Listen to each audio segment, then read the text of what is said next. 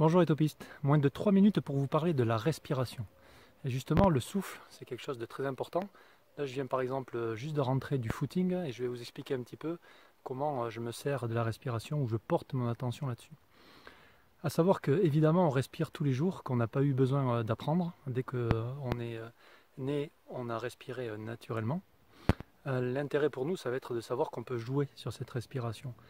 Parce que est-ce qu'on se pose réellement la question dans la journée de comment on est en train de respirer? Est-ce qu'on est bien en train de respirer? Et ça, c'est vraiment déterminant pour notre système. Parce qu'il faut savoir que la respiration, on va jouer sur deux systèmes.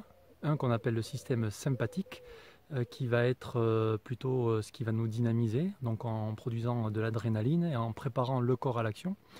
Et un autre système qui peut se mettre en place, qui est le système parasympathique, qui lui est plutôt un effet calmant, qui est là pour la récupération.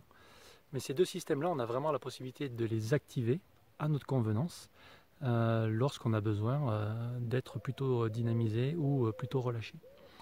Donc, est-ce que vous vous êtes déjà posé la question, est-ce que vous savez comment vous respirez?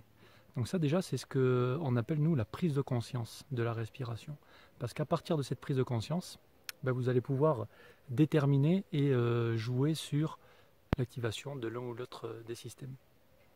Donc ce qu'il faut vraiment chercher à faire, c'est de jouer avec les tempos sur les phases d'inspiration et d'expiration. Sur ces différentes phases, pour le début, c'est bien de pouvoir s'entraîner avec des outils qui vont nous permettre d'avoir une mesure particulière et de voir un petit peu à la fois les progrès qu'on peut faire et vraiment quel est notre rythme pour voir le ratio entre ce que l'on fait et les bénéfices qu'on en retient. Donc par exemple, vous pouvez utiliser une application qui est très facile d'utilisation qui s'appelle Respirelax. Donc sur cette application, là comme vous pouvez le voir, vous avez ici la durée sur laquelle vous voulez travailler.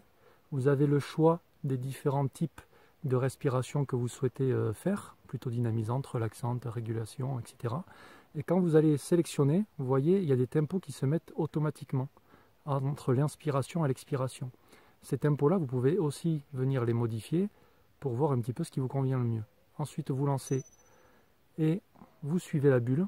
Inspire, expire, sur le temps que vous avez choisi là, ici. Ça, c'est très bien, c'est très pratique au départ pour s'entraîner, pour vraiment avoir des repères à soi, concrets, et de voir ce qui nous convient le mieux. Ensuite, une fois que vous avez travaillé ça, vous serez plus sur les sensations. Moi, ça fait maintenant 3 mois que lorsque je vais courir, mon axe de travail sur la course, c'est non pas le chrono, mais c'est vraiment ma respiration. À chaque fois de ressentir si dans les côtes, si dans les descentes, si sur le plat, j'ai besoin de modifier ma respiration. Et aussi, est-ce que j'utilise le nez, la bouche, les deux? Voilà, portez déjà cette attention là-dessus. Après, il y a tout un tas d'exercices respiratoires que vous connaissez peut-être ou que vous pouvez aller rechercher. Donc, je vous souhaite une bonne respiration et puis vous dis à très bientôt.